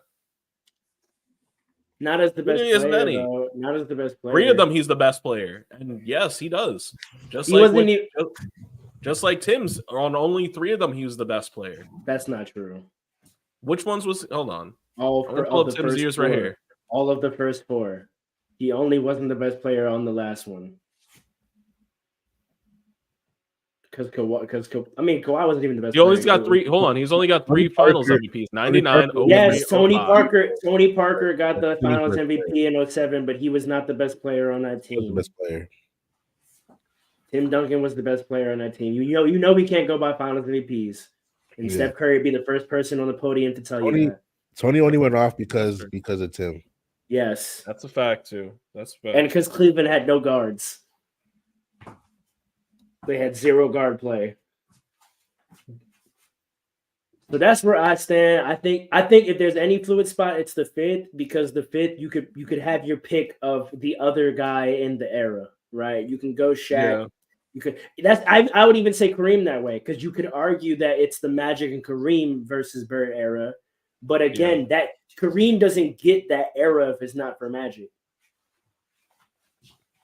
But you also have to talk when we think the thing is also with Kareem, it's all the accolades. I mean, for a minute, he was the number one scorer in NBA history until very, very recently. So the accolades is like, when it comes to, and this is what we can end on, when it comes to like saying who's the better player, like I don't like to go with a lot of that subjective stuff like fear and dominance. And I don't even love using winning that much, because at the end of the day, like, that is a team situation. The only credence I give to it is that if you are one of the absolute best players in the league, I don't believe that a team can't ever figure it out. Like, if your team can't ever figure it out, it's because you're just not that good. And not to say bad, but like, you're not at the level where like all you need is X. If the team has to figure out X, Y, and Z to get you to win, then you're in a different tier. Like Michael, there was only so much they had to give him. Exactly. Kobe, there was only so much they had to give him, and he could get it done. A lot of people's criticism of LeBron is it seems like what LeBron needs to win is a touch more than those two. And that's part of the argument I use, is that like but also he's gone farther with less, which is what makes it tough. He's gotten closer to winning with less than they've had, but also he's had a little bit more than they've ever had every time he's won. Yes. So it's a tough. Even in 2020. Yeah. At that point, people were saying I would say in the league. I would say him winning with AD is about the equivalent of Kobe winning with Shaq. Yeah, I think that was the least he's won with a champion. Kobe winning with Shaq? Yeah, I would say that's about the equivalent. That's two top 75 players on the same team. Yeah, maybe. Yeah, I mean, know. so Maybe. so like maybe, I don't know. But him winning with Chris Bosh and D Wade is like that's a lot. That's a lot. Him winning with Kyrie coming down 3-1, I'll say probably that's the equivalent too. So I'll say 2 of his 4, he did it with the same amount of help that other superstars have, but 2 of the 4, it's with more than the other 2 have had. Yeah. Yeah, 100%. You know? So that's what makes it tough for me. And I like to go on like skill breakdown. Like for me, I think Michael and Jordan are the two best two-way players the league has ever seen. Michael and Kobe, you mean? Mike and Kobe. Mike and Kobe are the 2 best two-way players the world has ever seen. And Agreed. LeBron is not. Like, I don't think LeBron is a top defensive player all time. And I have the numbers to back it up, and we can get into that next episode. Mm-hmm. But that was another good one. Let us know in the comments if you like sort of this broad topic discussion, or if there's something specific in the league that y'all want us to tap back in with. Next week, we'll probably pick back up on this unless something crazy happens in the league that we got to react to. But this has been another good one. It's your boys, Fast Breaks. We out. You. Peace out, y'all. Come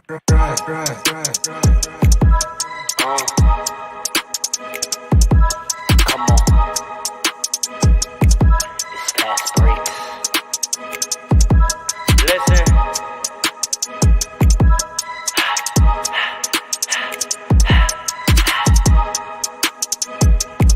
We back with another one. Fast breaks, yeah, we coming with the takes. Never early, never late, but we always push the pace, yeah. And we really study tape, y'all just view the highlights. Man, we really watching games, yeah. You just watch from the stands. We run 3-man weeks, Paul, Dre, and Allen, yeah. Way more than a fan. We got love for the game. We don't have to pretend. Got it out the mud like you get it off the glass. I'm the run the fast break. Throw me the outlet. Yeah, we got it out the mud like you get it off the glass. Time to run the fast break. Throw me the outlet.